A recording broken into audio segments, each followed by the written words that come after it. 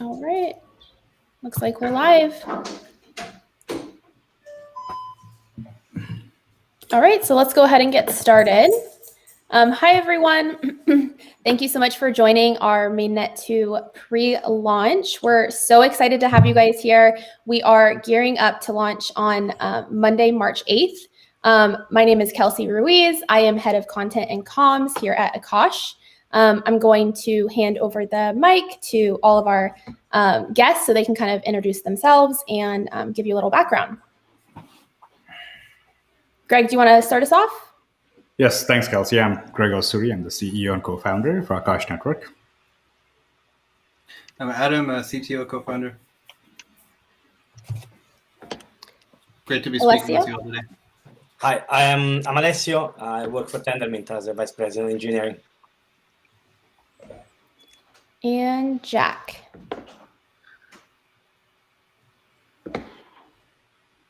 Sound. I just muted myself. Hey, my name is Jack Zampolin. I'm the VP of product at PeggyJV, and I do a bunch of cosmosy things.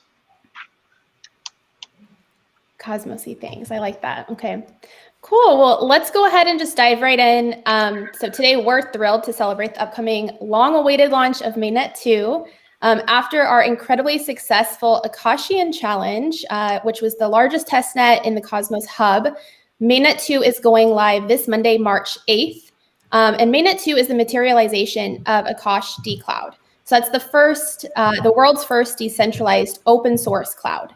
So Mainnet 2 incorporates all of the invaluable learnings and user feedback from those 3 phases of the Akashian challenge testnet that we ran throughout 2020. So we're going to start off with a quick company update from our CEO, Greg Osuri, and then go into the fireside chat with Greg, Adam, Alessio, and Jack, and then open up the stream to all of you guys for your Q&A so we can, so please keep in mind to be putting thoughtful questions in the chat box throughout the whole fireside chat. We'll make sure to get to them at the end. And then so prizes and giveaways. So we'll be choosing 3 subscribers from today's chat box to win. So the first one is a Cobo Tablet Plus to keep your AKT safe. We also have a Ledger Nano X, and that will help you securely manage your AKT. And then our grand prize winner is going to receive Apple AirPod Pros. So in order to enter our giveaway, make sure you're subscribing to our channel, that you participate in the chat box, and enter your info in the form linked in the description down below. So we're going to be selecting winners from today's live stream on our next broadcast, and we'll be announcing our last live stream winners at the end of this one. So with that said, now that you guys kind of have the order of operations, we're going to dive into a company update with Greg. Thanks so much, Kelsey. Thanks for the update. Thanks for the introduction. So super excited. We had an incredible few weeks since the last live stream we did, and the biggest, of course, is our integration with Equinix. Equinix Metal is by far the largest interconnected data center network in the world. We're talking about over 220 data centers in about 25 countries. So this is the data center network that's going to bootstrap the compute capacity for the Akash network. And it's super excited. And the best part is it's all bare metal cloud. So you essentially get access to a very high performance bare metal compute for an incredibly low cost than what you would otherwise pay in the market. So we're really excited about it. One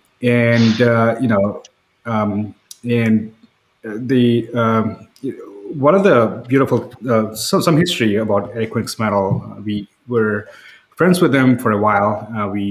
This company that got acquired by Equinix called Packet was a huge supporter for Akash since the beginning. They've been supporting all our testnets over the last 2 years, and this is the first time we are taking them to market. And they're really forward-looking in terms of identifying innovative companies and really supporting open source software. So we're really excited that they happen to be the first provider on the network. And as we scale and as we get adoption, we will likely see more and more high quality data centers like Equinix. And another important thing about Equinix is this is the data center that connects most of the cloud. So if you were to transfer data from one region of Amazon to another, you go through an Equinix data center network. So by going directly to the source, get access to one of the best performing interconnected layers that otherwise you have to go through hoops and whatnot to get access to. So that's the excitement around Equinix. And second, big update is we've done a lot of work, lot of last minute patches. As you know, launching such a network, that we worked on for years, there's never shortage of things to do in the last minute. So, we had to make some very, very important security fixes as well as performance fixes, mostly with the upstream library. We'll be talking about it a little more deeply. We had a few concurrency issues that all of us saw. We all saw the last demo we did, and it failed for a reason. And one of the reasons is the concurrency issue that we had. And now we hopefully identified that and we fixed it. And there was an issue with migration. So migrating from the older fork to a newer blockchain, there were a few issues that we identified in the last minute, and we fixed that. We made improvements to the provider side of things. We added support for gvisor, which is a much more secure way to run your containers. So really excited about pushing that. And finally, we'll be cutting out a new release today that will make into the Mainnet 2, which is launching on the 8th. And also excited that Cosmos Hub went live without issues. So we have a lot more confidence now in our conviction that this Akash Mainnet 2 upgrade is going to go flawless, learning from the best. And of course, Cosmos Hub being the first chain to connect to support Starport and IBC, and IrisNet being the second one. We didn't quite make it to the first chain to connect to the Cosmos Hub, but we'll be one of the first ones out there. So that's pretty exciting. And finally, AKT has been doing well in the market. I think we hit a new all-time high since the last conversation. So pretty excited about it. And for those who missed it, we helped Jack Zampolin here, and we helped build the relayer. Thanks to Jack's a lot of contributions there. The user interface that enables transfers and transactions on the IBC. And Akash will be one of the first networks, like I said, to connect to the IBC. I'm really excited about it. That's awesome. Those are the updates. So much exciting stuff going on leading up to Mainnet. Thank you for kind of walking us through that. So we're going to kind of pivot and just go right into the fireside chat. We have some questions for each of you. So excited to, and we can keep it pretty conversational. So if somebody has something to say for any question, just feel free to, unmute and provide your 2 cents. So to start off, this question is kind of a little bit more so geared towards Greg and Adam, but wondering, what was your inspiration for Akash Network, and what was the problem that you were trying to solve initially when you started out? Yeah, so really it goes back, I think 5 years ago when we started the company Overclock Labs to take this new technology called Kubernetes to market, really build a modern, container native deployment platform. And so we built an amazing piece of technology that's age optimized. So you can essentially deploy this in any data center that's in close network proximity to the user and take advantage of this low latency connectivity. And by using containers, we were essentially guaranteed the parity problem would be solved, that what we built actually works in production like the way we intended to work in development, right? So we're really excited about taking this amazing piece of technology to the market and deploying in these data centers. And we identified there were about 8.2 million data centers that could leverage Akash software to deliver a high performance, or Overclock software to deliver high performance edge. But as we started deploying, we discovered there's a huge problem that happened to be underutilization of compute. And we discovered around 85% of the compute capacity out there is underutilized, right? So, and the reason for this underutilization happens to be because companies that operate a data center need to plan for peak. So, for example, you have Intuit, or Intuit is the tax software behind the company behind TurboTax, and during a tax season, you normally have the data centers that are used for over 90% of the time. During non-tax season, the data center usage is less than 5%, right? So So during this like off-peak hours, you have incredible capacity, but you still need to have the capacity to address the peak periods. So, and this is just a pattern. Like if you look at Walmart, you have your shopping seasons, which is usually during Christmas and Thanksgiving. You have peak, but non-shopping seasons you don't. So this is a very common pattern we notice, and that's the reason why you have 85% or so capacities out there that's not used. So when and we have this amazing like unused capacity. On the other hand, there was increased demand for the cloud. Cloud presented a new pricing model that lets users to pay on demand. And even though in theory, the cost should come down because you're taking away from CapEx to OpEx, in reality, the cost actually increased because people ended up using a lot more compute. Also considering the fact that we're handling a lot more data, I think we're doubling the amount of data we handle every year or so, right? So we have this increased demand for the cloud, which currently is about $370 billion, and you have this increased supply that's not used, and you have this middlemen called the cloud providers that take advantage of the increased demand, but not really solving the supply problem. So we identified incredible inefficiency in the space where the demand, the supply is not meeting the demand. So that's really where the idea for Akash Network was born. We wanted to create an open marketplace, and when we decided to create an open marketplace that is open source and that is, that is not controlled by a single company, decentralization was a way forward. Decentralization was very attractive both for us in a technical capability as well as political as well as and economical sense. And so that's the vision of Akash. Now, by improving efficiency in the computing cloud computing space, you can further reduce costs and also build something that's way more connected and way more aligned with the developers and the needs of modern developers. And that's how the vision was established. And we're really excited that after 5 years of working and to realize this vision, after several years of testing this with real users, we're finally going live on 8. So this is a moment of celebration.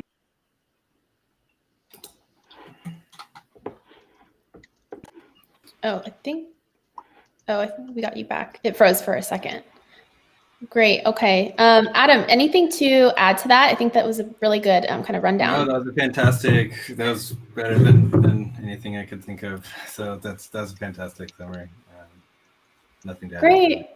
Yeah. Great. Okay. I mean, and with that, like in the beginning of this live stream, we were talking a little bit about the Akashian challenge. So maybe like for our new friends here, can you tell us a little bit more about that challenge, what it is, how it worked, and how it helped inform and structure Akash Mainnet 2?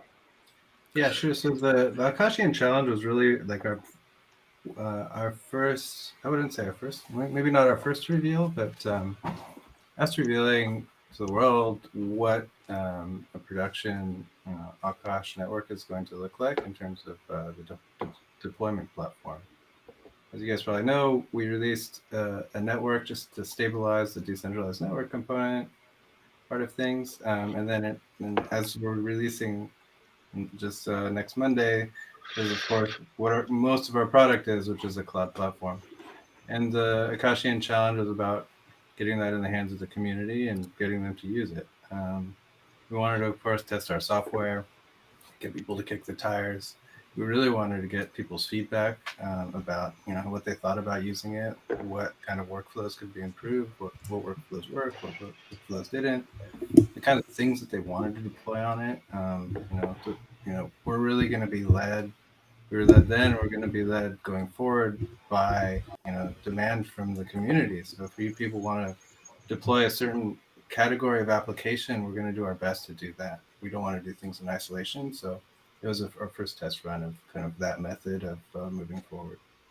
And of course, we also wanted to, seed a community of developers and get tokens in people's hands so that they could use it to deploy their applications in production. Great. And what kind of applications did we see through the Akashian challenge? Yeah, so we were totally blown away by the by what people ended up deploying. There was just a wide range of application categories, and in each individual category, there are more than one thing. So of course, there are a bunch of games. People put like Super Mario. People put Doom. This kind of stuff is really cool to play with. People put block explorers. They put Dex front ends. They put databases. They put blogs. They put chat applications. And one of the most fun parts of it was that in the second week, we deployed an Akash network on Akash. It was like a turtles all the way down kind of a thing. So everybody used Akash to deploy a new Akash network of nodes. So it was a really wide range of things that we deployed. And during that time, we built up the awesome Akash list. You guys could go check it out. It has a list of all the things that were deployed, or at least most of them, and it also has the SDL files, the stack definition language that's what you write to deploy an application. We have those examples on the awesome Akash list, so you can go there and check it out to see how you might want to deploy anything that you'd like. Okay, cool. Yeah, and we can. Adam, Okay. I think people have trouble hearing you. Can you turn up your volume on the microphone or get close to it? Seeing a lot of comments. Yeah. So it's better? Yeah, I think so. Okay. Sorry. I'm going to reiterate like what Adam said. I think people couldn't really hear him that well earlier. So, also good to add my thoughts. I think Akashian channel, if you think about blockchains, right, they're kind of opposite to the whole move fast and break things philosophy in Silicon Valley that is pretty dominant. And what we have to make sure whatever we deploy is solid, because in order to deploy a fix, it takes a long time because people have to come to consensus in this. Very little control someone exercises, especially for that are builders when you're building blockchains, right? So it's completely opposite to what we're used to in deploying software or developing software.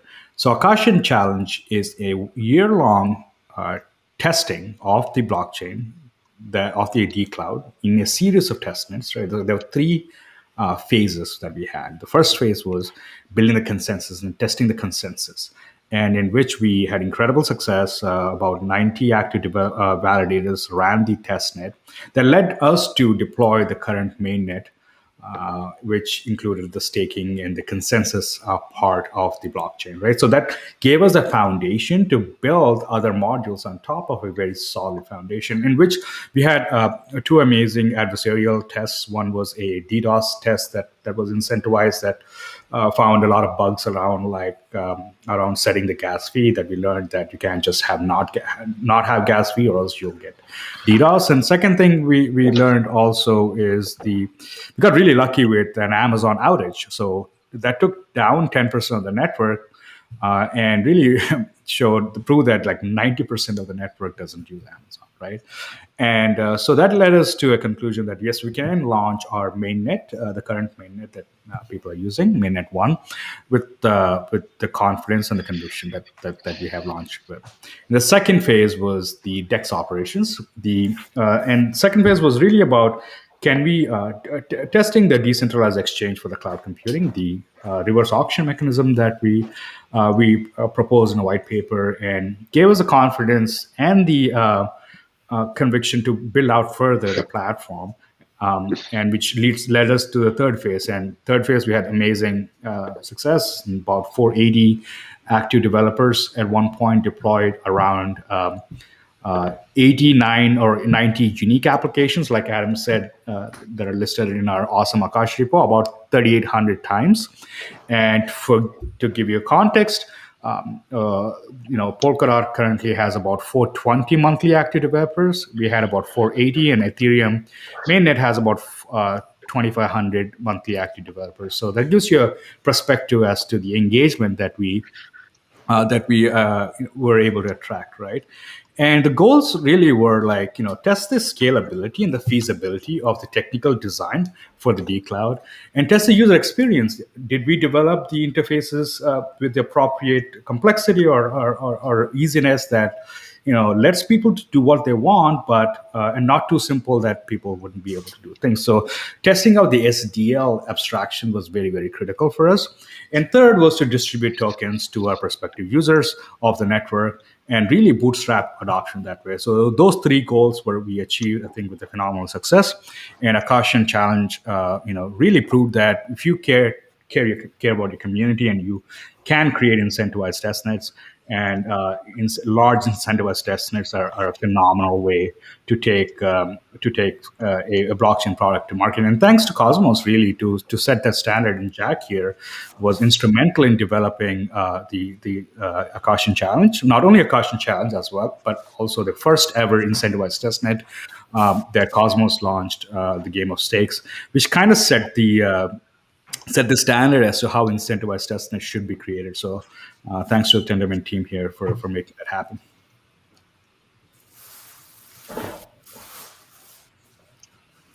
Shout out to Jack. I don't know if you were trying to find your mute button, but we have some questions for you coming up. So, but I love that. Oh. I mean, I think that is. Yeah, absolutely. We all are grateful for the great work, especially questions for you coming up.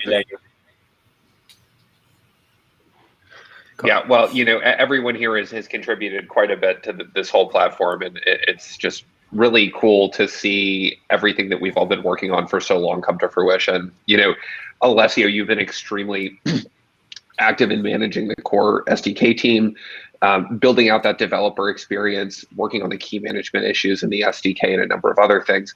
Obviously, Adam and Greg on the Akash side, and my work on this sort of cross-chain and working across a lot of different organizations to collaborate and to ensure that this ecosystem that we're trying to build comes to fruition. And a huge part of that is launching Akash. This is going to be, I think, the third IBC enabled chain live and likely to be one of the first transfers to the hub.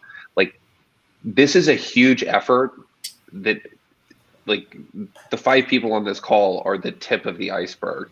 And, we've all been working really hard over a number of years. And, this is what I'm most excited about in 2021 is a lot of that hard work coming to fruition and us really seeing the benefits of these technologies that we've been developing for so long.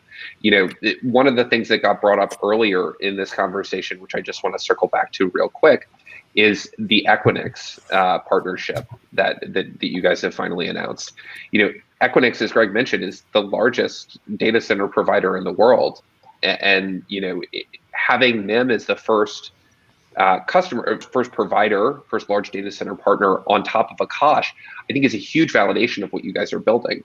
Ever since I've started conversations with you guys, what you planned to build is something that can eventually scale to compete with AWS and Google Cloud in all of these really major cloud providers.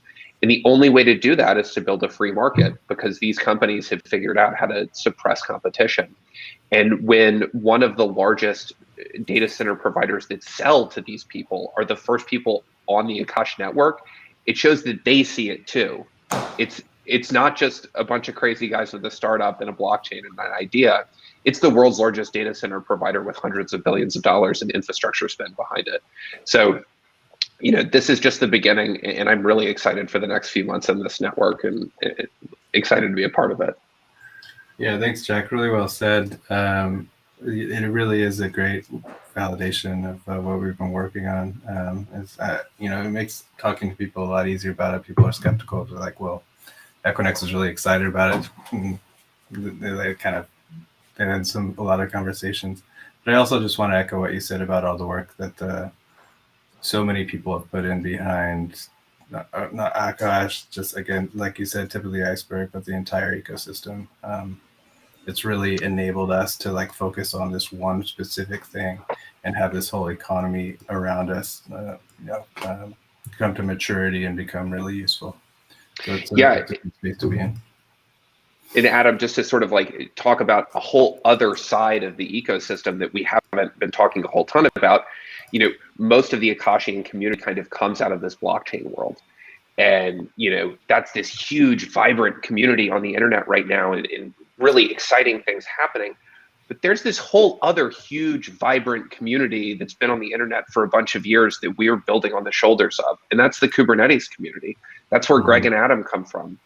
I have a background there. I was an early contributor to some of the core projects in the Kubernetes community. And, for every blockchain developer out there, there's like 2 or 4 Kubernetes developers out there. And, I think that when you see these sort of step changes in technology and these huge revolutions in value, they happen in computing at the intersection of 2 really fundamental open source technologies. The internet plus this GPS, those are 2 huge, like, massive collaborations, and not necessarily fully open source, but the internet very open source, and then GPS is this sort of like open model as well. That creates the iPhone and this whole mobile revolution we have. And you can just sit and look at the history of technology over the last 40 years and find these areas where there's this convergence, there's this huge explosion outwards, and a lot of projects that have sort of been digging this decentralized compute thing for a long time, but all of the other ones out there have missed what is fundamentally true about computing. And it's like trying to build an entire new system and asking people to migrate over there and trying to teach them along the way and deploy the hardware, which is what some of the competitors are doing. Like, that's just too large of a lift. Like, you're gonna build everything from scratch, but it is.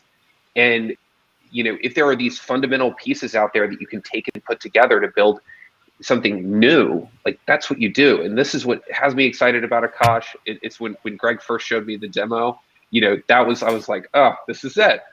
And now that we're seeing the final launch of this on Mainnet and the world's largest data center provider coming online, the excitement really building in this community, I think it's a seminal moment, and I'm very excited about it. Thanks, Ben. Yeah, that's great to hear. I think you put your finger on a really, like, something that just really excites us all. That when it finally clicks and people says, and you can see it click sometimes, it's like, we're not a verified. When we talk about blockchain people, it's like, yeah, but is it verified compute? No, it's not verified compute. It's exactly what the rest of the world is deploying. It's normal applications, but we use blockchain for what it's good for, which is a marketplace. You see decentralized exchange, making it decentralized, but you can use it for real, not just normal applications, but like real applications, applications that everybody's deploying. And so when that clicks, you see it click in people, and they kind of that's what really gets them excited. So I think you put your finger on a really important point about this. I fully agree with you, Adam. And it's one of the best applications for blockchain is actually bringing public cloud to the public and trying to make everybody earn rewards from a marketplace like such as compute engine marketplace, which is great. And from a perspective of a long-term SDK contributor, I mean, looking at Akash finally launching and going mainnet is just heartwarming. It's a great feeling, because Jack and I think Jack said it correctly. We're just the tip of icebergs, and I think we should actually even mention our former colleagues. Jack and I were colleagues back here at Tendermint, and such like Bez, Chris Goes. I don't want to make too many names because I'm sure I would forget many. But there was this core team back in the day when we launched the Cosmos Hub, and it was so much fun. And we are still passionate about the technology. And it's great. It's great to see Akash launching. From Tendermint side, we did. We are a great fan of Akash, and we opened up some communication channels with Adam and the team there, and tried to have some feedback loop, incorporating that feedback into the SDK. So it's been so far a great journey, a fun one, and very happy to see this happening. Yeah, that's also great to hear. Like I'll tell you guys, like when we were looking at like, okay, we want this thing to be centralized. We want to use blockchain technology for this, and we went and looked around at what our options are. We could go and build our own, but frankly, that's not our wheelhouse. We're not, we probably make mistakes. We probably have a crappy network, so we could build our own, like design our own thing, which seems to be what a lot of people want to do because it adds white paper fluff. it's not what we wanted to do. We had a cloud platform product that we wanted to build.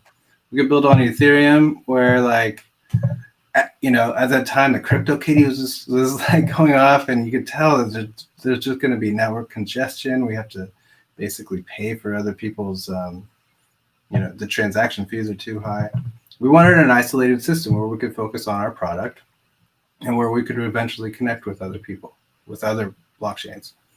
And it's just amazing to see all of that come to fruition through the really hard work of the Tendermint and Cosmos team. Of course, it's just an amazing piece of technology to leverage. And of course, we really appreciate all the feedback Alessio and your team have given us, especially on some of these performance issues. Like we now have some escrow accounts and things like that to make this to make a practical system to use. So I do appreciate the feedback loop and also all the hard work you guys have done, because it's been really useful for us. Yeah, just the thoughtfulness and all of the research that has gone into this is just super, super impressive. And it's kind of the culmination of all the hard work. So very, very excited. So that's a good segue into, I want to dive more into these applications. So let's say I'm a developer. Could you walk me through, what applications I can launch on Akash Mainnet 2 and how I could potentially use the network? Yeah. So with Mainnet 2, it looks and smells a lot like what we had in our final Akashian challenge. So what you can do is you say you're thinking of deploying some application. I think the best thing to do right now would be go to two places first, just to get a feel of it. One of them is docs.akash.network. Look at creating a deployment section just to get an overview. And in there, it'll point to one example stack definition language like you do for like a hello world type of application. You could try that. You should probably try that on our testnet just to get a feel for it. You could try it in a dev environment as well, but I think the documentation is going to the testnet. And then you can go and look at the awesome Akash list. You could see, I don't remember the number. It's over 50. I think it's over 60. It might be 80. I don't remember the exact number, but there's a giant list of applications that you can deploy with their example SDL files. So what you do, you figure out you apply what you want to deploy to that SDL file. You get some tokens into your account, and you run Akash TX deployment create, and that'll get your order on the network. You'll end up getting a lease from that, and you take it forward. You follow the instructions. And also, while you're at it, please reach out to us with what you're doing. We're really interested in what people are deploying to the network, because we want to not only support use case people that are doing things now. We want to understand if there are any features that we can add to support more applications. Great. Can you walk us through some of the benefits of deploying on Mainnet 2?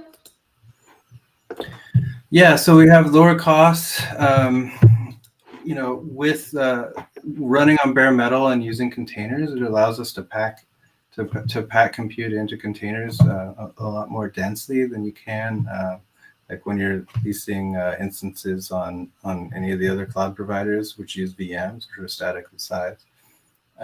So there will be a lot of cost and benefits.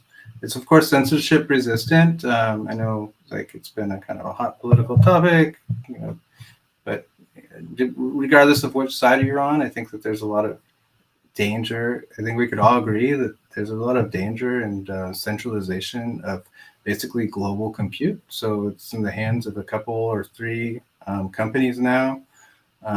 We know that they've colluded with one another before on other things, and it's just an opaque system there, and it's really something that I feel like we need to fight back against and push back against.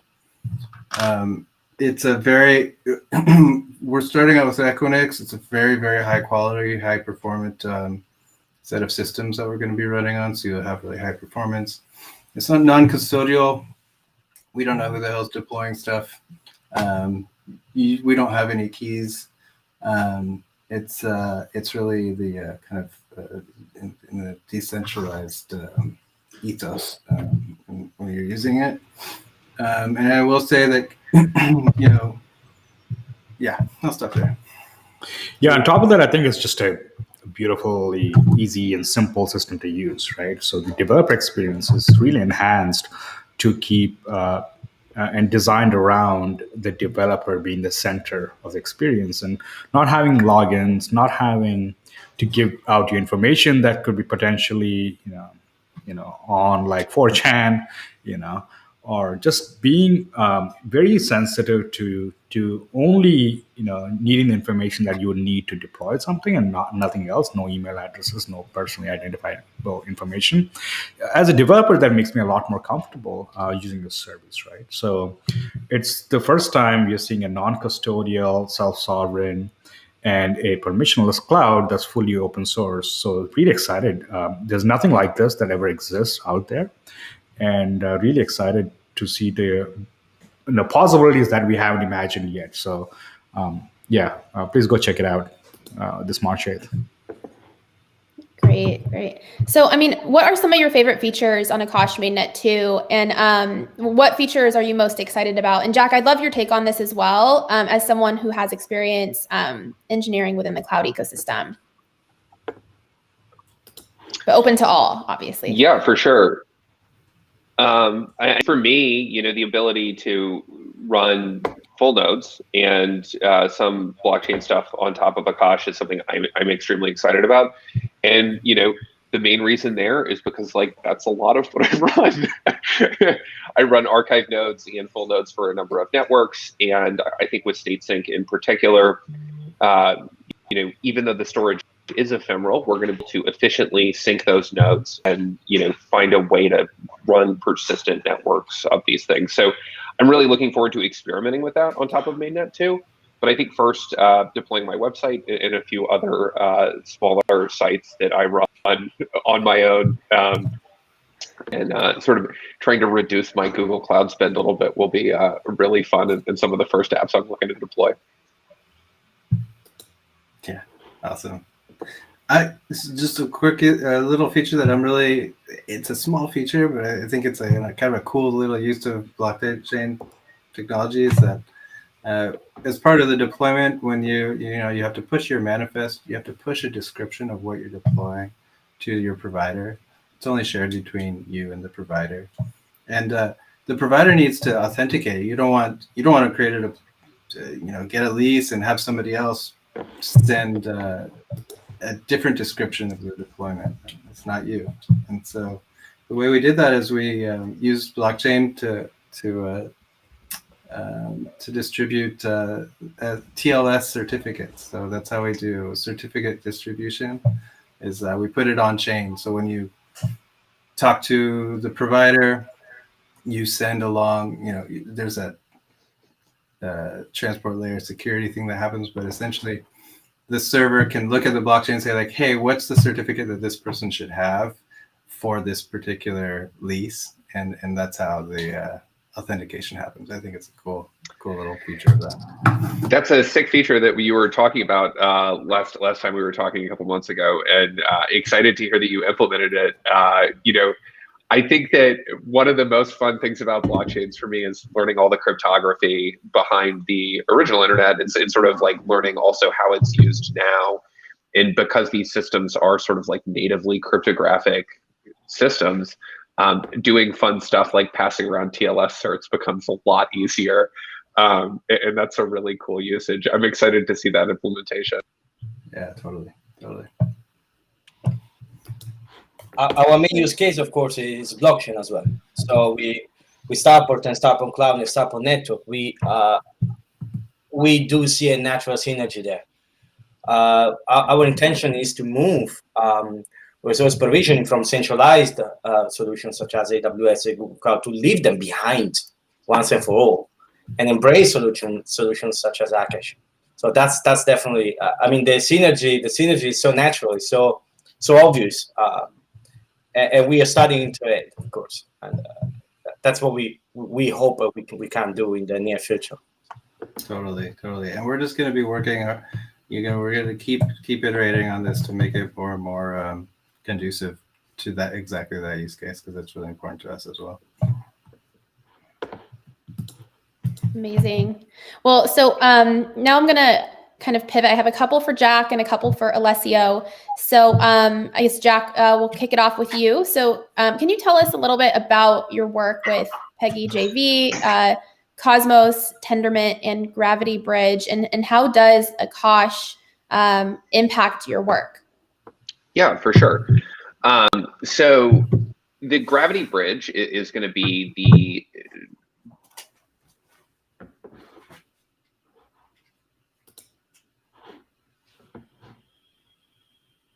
Oh, I think he's frozen. Can you guys hear me?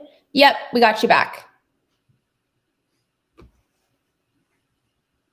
Oh, it's kind of going out again.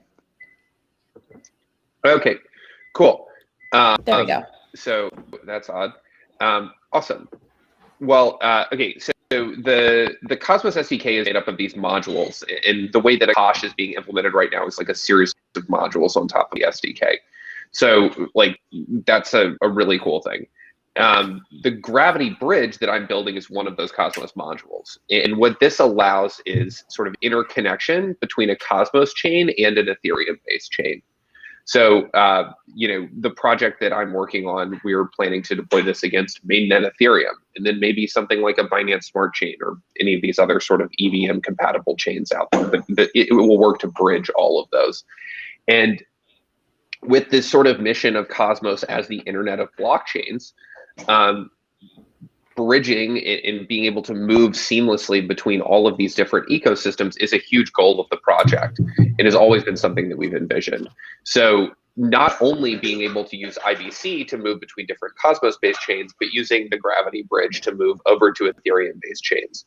And this allows liquidity to flow seamlessly throughout the broader interchain network.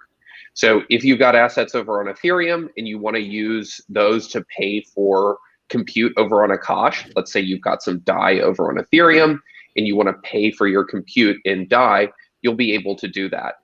There's obviously a few technical integrations in the way there, but practically, the ability to move that DAI from Ethereum over to Akash, which used to be a huge blocker in the past, is now not going to be a blocker anymore.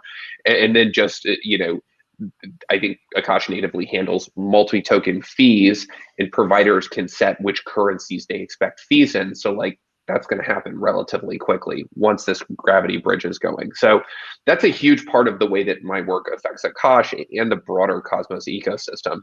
It's building these sort of, trustless communication pipelines. A lot of bridges that you're seeing now between different Ethereum-based chains are these sort of trusted bridges. You can think of things like USDC, which is basically a trusted bridge between a number of different blockchains.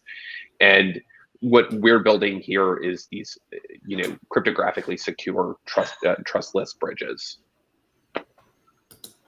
Yeah, I mean, that's going to be so amazing. It's going to unlock so many workflows and just reduce so much friction to accessing our system. I really want to see it for our system, and of course, I think just that it's going to be so useful to us. I know it's going to be useful to the ecosystem at large. It's really exciting stuff.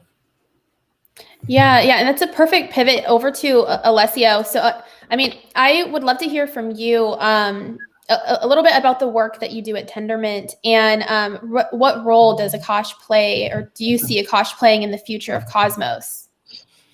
Well, firstly, at Tendermint we do lots of things, perhaps a few too many. We do have an engineering division which is made of 3 departments actually. We have core technology, products, and we do have infrastructure and security. And then we have another division called developer experience, led by the director of it, Dennis Fadev, who's actually working on Starport Cloud, focusing on Starport Cloud chain named service. And actually, I need to thank Jack for the contributions made with it. Actually, chain named service, the ideas, it was somehow made by Jack in the beginning. There were a number of ideas thrown there in the mix, and we're trying to put all the pieces together and make a consistent puzzle. But we do also another thing that we actually are developing in collaboration with Jack, while Jack and others are working on Gravity Bridge. We are working on Gravity Dex in collaboration with our trusted partner, bHarvest. So the automated market maker that will be deployed on the hub, assuming that the governance proposal will pass. I think it will, Alessio. I think we get there. Oh, you never know. it's too early to call it done, but I think so. I mean, the overwhelming response from the community was really impressive. So Cosmos Cash as well, which is a regulated protocol on top of a public network. And then we also work in, like I said before, Starport Cloud and DeFi. We are working on a number of ideas. They are still in a brainstorming stage, but we are envisioning a future for the Cosmos Hub made of a number of components. So how do we use Akash?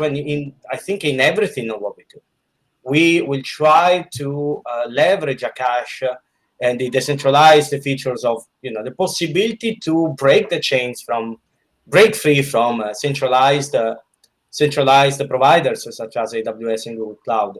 So Starport Cloud is the natural product, but there will be more. All of this, if you think about Cosmos Cash, which is a decentralized design made of various components, some of which will have to abide by certain regulations, but also those components, those regulatory compliant components such as AMM, KYC, we actually working on designing them as decentralized as possible. Again, decentralized resource provisioning like Akash is what we need to make that happen. Yeah, it's really all super exciting stuff. Can't wait to see what I mean, I feel like also, we're talking about all these things and it almost sounds too good to be true until you think about how far things have come already. Like the vision from a couple of years ago has been realized now with IBC and with the hub. And so now I can see these things coming online in the next, I don't know what your exact timeline is, but it's nice we can now have a lot of confidence that we could see these things actually come to fruition. I'm really excited. Yeah, I think that the timelines for the Gravity Dex and the Gravity Bridge are on the hub sometime this summer, early this summer, hopefully. And looking like the current proposal is at about 20% of stake voting yes for it, and no one voting no for it. So I don't really anticipate significant pushback against that. One of the features that I do want to kind of talk briefly about, Alessio mentioned, is the chain naming service. I think this is an extremely important piece for the hub and the ecosystem as a whole. Adam, when you're talking about sort of stitching together complex workflows to move tokens between many different chains, having a canonical and trusted place where you can go to find human readable information on that, I really don't think can be discounted. The internet didn't really take off until we started seeing DNS get broader adoption. And I think that this is going to be another piece that really helps separate and differentiate the Cosmos ecosystem, and really solidifies our place as the center of the interchain. So very excited to see that Alessio and his team are working on that. And, I'm trying to do everything I can to support that, but, there's only one of me. So excited to see them working closely on that. It's funny because you can only scale so far, because I remember we were putting our chain ID together and things like that for Mainnet. You're like, you should use this format, but without that, we wouldn't have known. So yeah, this is going to be... CNS would be a boost for the user experience of Cosmos technology, because IBC is beautiful. IBC is at the end of the day very simple in its design, but of course it's a technical component and it provides infrastructure like TCP/IP for the internet was. But you also have to build those applications that make the technology accessible and usable by everyone potentially. And CNS will make lots of things much easier. Totally. All right, guys. Well, we have some pretty awesome questions here from the group. Can I one last point about DNS here real quick? Yeah. One of the things that CNS needs to do is allow people to connect to RPC endpoints for different chains and to allow people to quickly spin up nodes for different chains. Both are processes that are fairly difficult right now. One of the integrations that I'm most looking forward to with Akash is the ability to say, hey, I as a wallet provider need a connection to this network. Here's some Akash tokens, spin me up a node. I immediately have backend for X network to serve my users. And that use case sounds like zoomy and wild, but like really it's about a month of dedicated engineering from one full-time engineer at this point. And once CNS is launched, like it's going to be pretty trivial to build. And that's an incredibly powerful tool to help expand market share of the Akash network, which is something I think is going to be really, really cool. Like, how do we move all of this infrastructure over to these decentralized alternatives? We provide a drastically better user experience that's cheaper and easier to use. And like, that's what we're doing. That's what we're in the business of doing. Everyone on this call that you look at, we build developer experiences. And like, that's what we're doing. Totally. Super exciting. Yeah, that was a great addition. Okay, so from Rocket1TT, they want to know, during Akash Mainnet 2 development, what challenges are you most proud of overcoming so far, and where do you see your biggest challenges? Maybe for the future. I'll have Adam answer that because he's in the trenches. Well, I'll tell you, this isn't necessarily technical, but we're quite a small team, and last year for everybody in the world was an extremely challenging time, and it still is. It's still ongoing. There's some light at the end of the tunnel, thankfully, but we're not there yet. And I'm just, one of the biggest challenges has just been dealing with, being spread around the world, and being, just the emotional drag of the times that we're in. And I'm just so proud of the team for putting our heads down and executing on this thing and getting us to where we are. So I think that has really been the biggest challenge. And then of course there's just like everything else. It's a complicated system. It's, like Jack was saying, it's two complicated systems. We've straddled the blockchain, we've straddled cloud platform, a lot of moving pieces, and especially also given the environment, for us to be able to like keep our heads together and get a coherent system out has been quite a challenge, and I'm really proud of the team for having done it.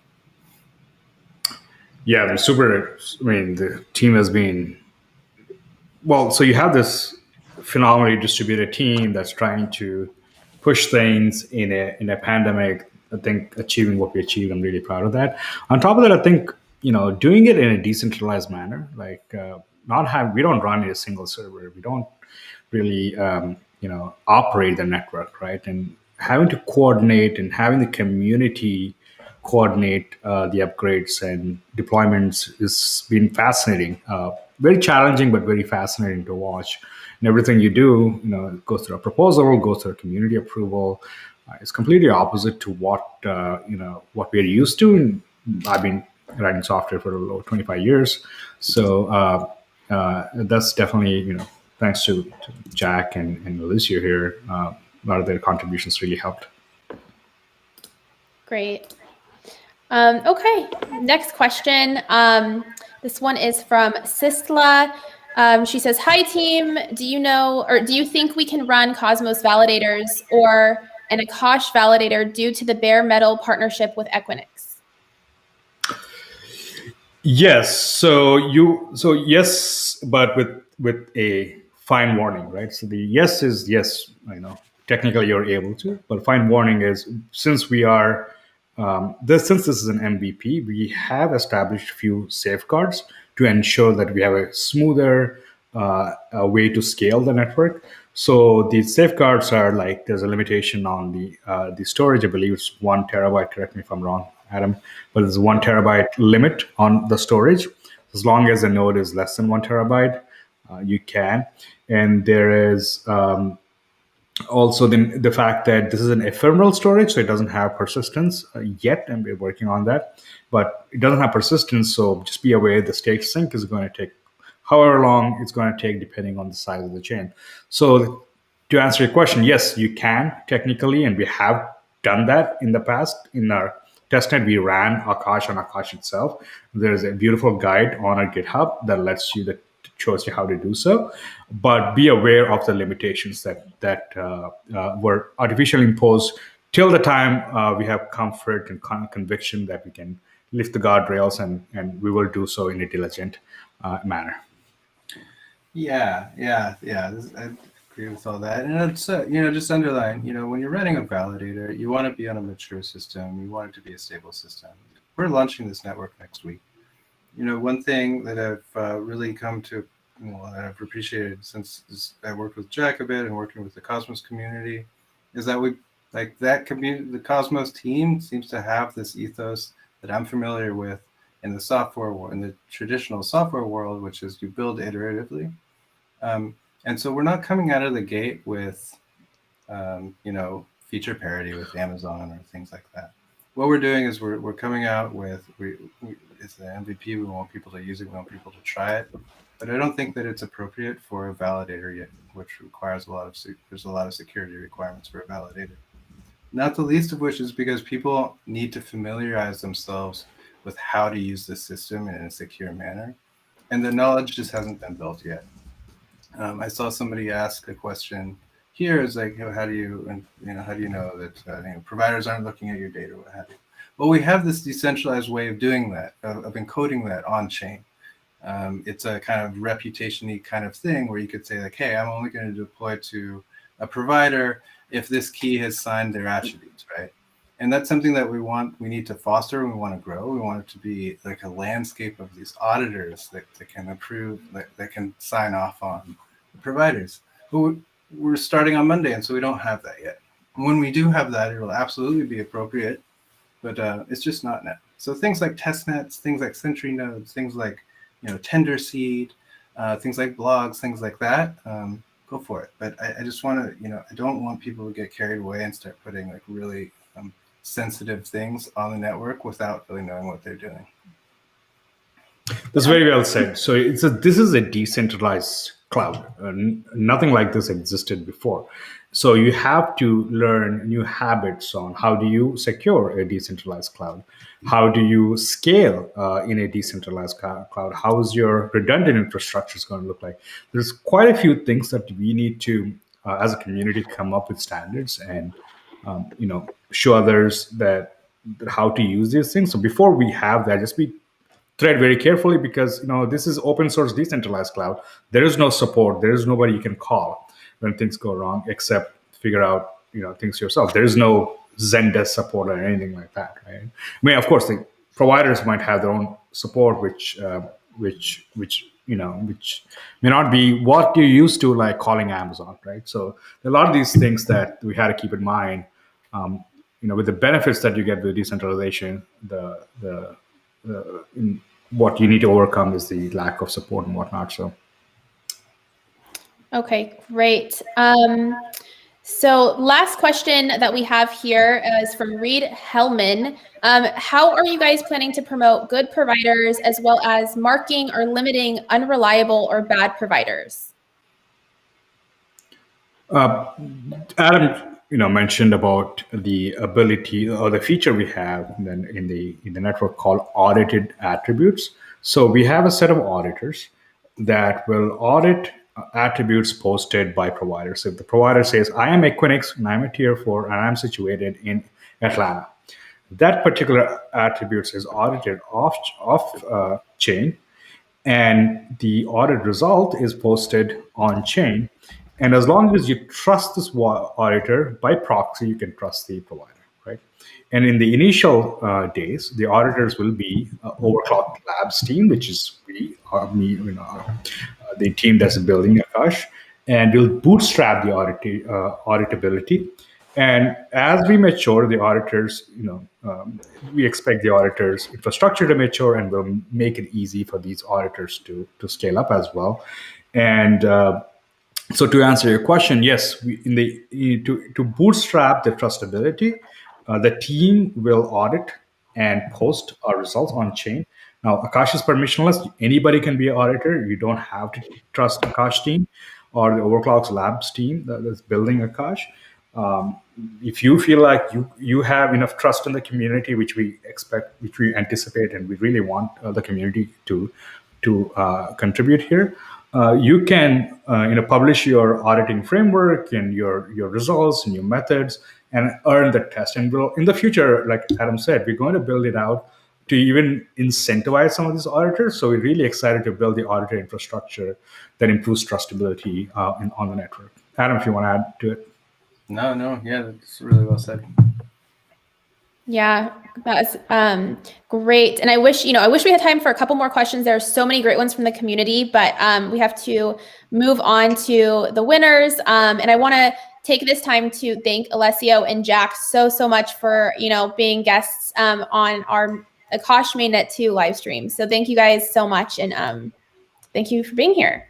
Yeah, thanks so much for coming, guys. It's great to see you. Yeah, thank you guys. I'm looking forward to flipping my validator next week, and I've got the threshold signer working too. So maybe we'll see a threshold signer thing on Akash soon too, which would be fun.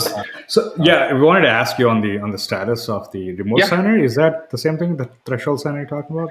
So you have the multi-key setup. Yeah. So this allows you to shard your private key for your validator, the block signing key, across as many nodes as you would like, and make that a threshold multi-sig. And each of those nodes has they've got a gossip network that they've set up, and every time a request comes into any of the nodes, they gossip around their signatures and put together the full signature and then submit that back to the node. Now, if you're running this in a private data center, you can put each of them in a networking, in a private network, and sort of keep them off the open internet. I do know that there's the ability to keep it within the Kubernetes network on top of Akash, splitting that across multiple data centers, and then also connecting it with the full node might be a little complicated, but that's work for the next couple of months. Super exciting. That's cool. It's all new. Awesome. It's new ways of doing deployments, right? It's going to be really exciting. That's awesome. I'm pumped. I'll catch you guys soon. Later. Okay. Bye. Thanks, Jack. Thank you all again for having me. Hey, thank you, Alessio. Great seeing you. All right, so now we're going to go into some shout outs from our awesome community. So first one goes to Altcoin Psycho for shouting us out when AWS went down. And he pointed out the issues of centralization that Akash DeCloud fixes. So we're really excited to work with providers like Equinix to offer failover support for your cloud infrastructure. So you can also check out the guide that he wrote. We will drop that in the chat for you guys. And then secondly, we have Leo Finance. So he wrote an article on why AKT keeps going up. So you can also check that out in the links that we'll provide you with. And then Crypto Mobster for mentioning us in his video, 3 low cap altcoins that could grow big in 2021. So we'll share a link to that as well. And lastly, shout out to Equinix for hosting Adam as a presenter alongside IBM and Intel at the Global Proximity Conference that happened yesterday evening. So we'll be uploading a recording of that to our YouTube channel. So we'll be sure to share that with you guys once it's available early next week. So now we're going to go ahead and jump into the prize drawing. So I'm going to share my screen and share the winners. So we're going to have 3 winners will receive a pre-order for an Akash t-shirt, and then 1 winner will receive the grand prize, which is a Ledger Nano X. So let me go ahead and share my screen.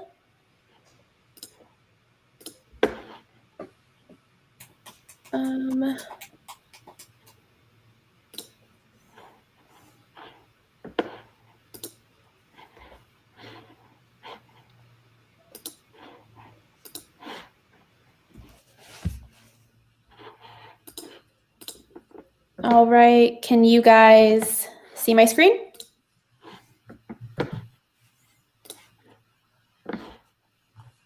Should be the wheel. Can you guys see that? I see you, but I might have a different view. No, I don't see your screen. also. Hmm.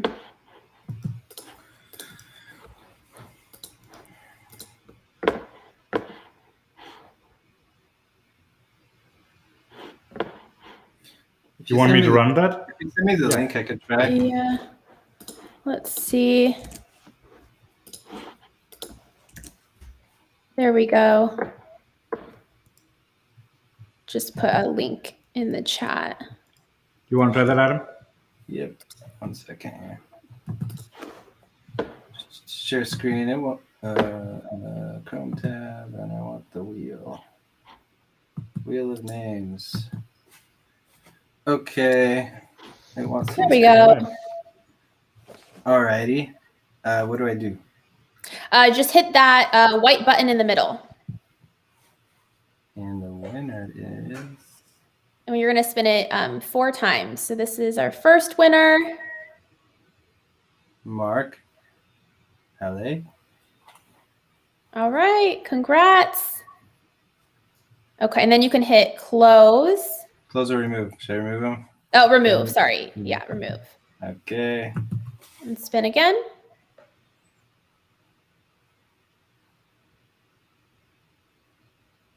Tony Hawk.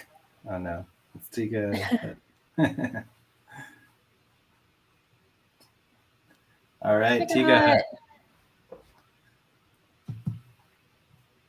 All right, so this is our third winner. And then we'll spin for the grand prize winner.